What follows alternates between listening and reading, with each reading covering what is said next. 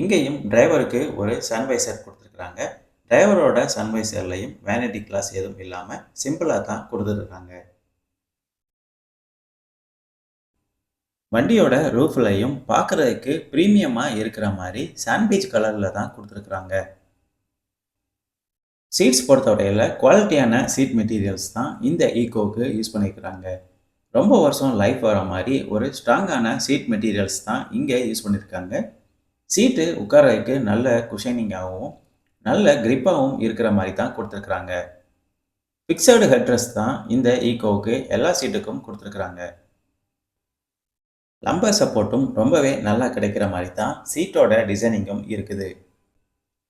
Seat belt ஆப்ஷனும் எல்லா சீட்டுக்கும் அவைலபிளாக இருக்கிற மாதிரி தான் கொடுத்துருக்குறாங்க.